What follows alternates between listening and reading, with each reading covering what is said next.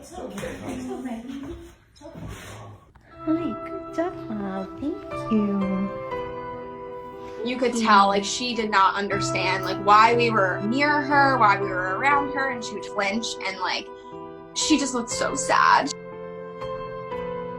Iris! Hi, girl!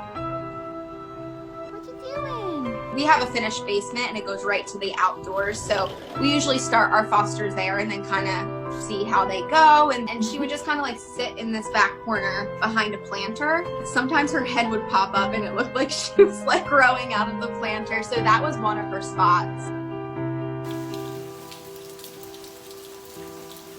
Iris, come inside, babe. Come on. Come on. We left our door open for her for the first month. She was outside, she would like come in and she'd like poke her head in and then she'd leave, and she'd do that 15 times.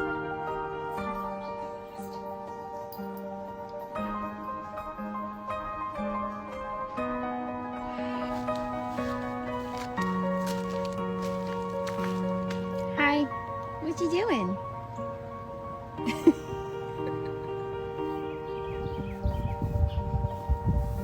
Hey, girl. We were carrying her everywhere. It's okay, Iris. We'll go in the house.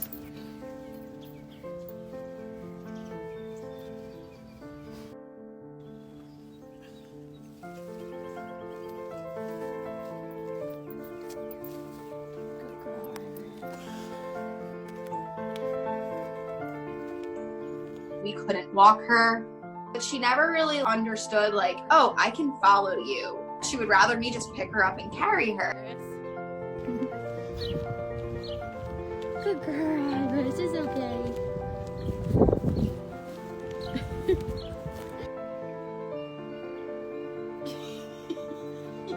She wouldn't lay on anything, so I started covering our basement floor with blankets.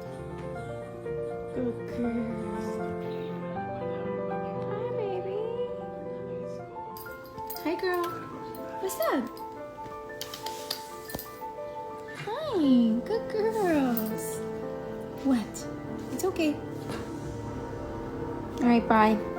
Good girl. So she would start to learn, like, I can lay on these, and I would hide treats in there. So then the basement floor became another spot that she really liked. When we fed her, I would have to bring her food to wherever she was.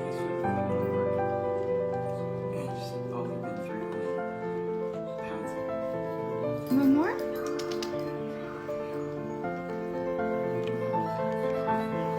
Good girl. I don't think she really understood human engagement. You like snuggles, right?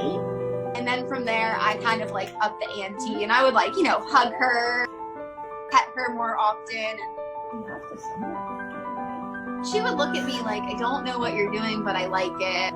I started just kind of like picking her up and putting her next to me on the couch and being like, we're hanging out today, girlfriend, sorry. So eventually she started getting up on her own. Good girl. You're a good girl.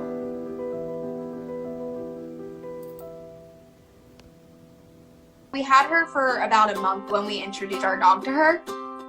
I started with letting my dog out on our top deck. Hi, girl.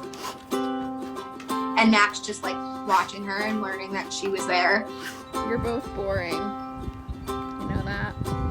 Iris was just sitting there behind a tree, and then Max was kind of looking at me like, can I go see her or should I wait? And so for the first couple weeks of introducing them, Max just kind of sat there, and they just sat with like a distance between them and just sat and did absolutely nothing. And then eventually they kind of started engaging more. She just started progressing so quickly. It was really, really sweet.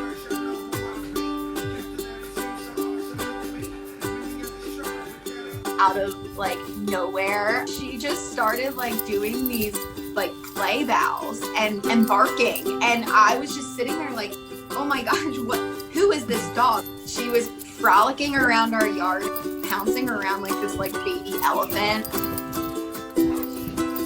Want this ball? Sit. You do? Oh, you do too? Okay, ready? Go.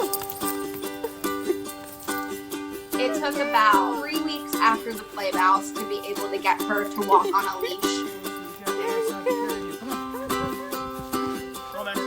Max, come.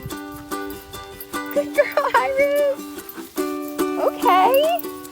Very good. And eventually she started really liking walks. Around this time, I had a close friend reach out. So he asked, how many applications do you have?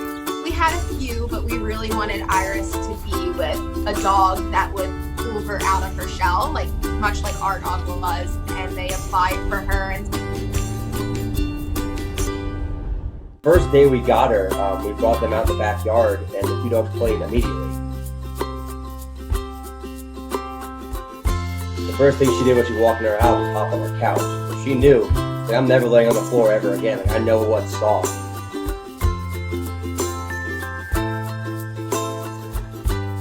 The first night, she jumped into it right away, so she never even thought about it.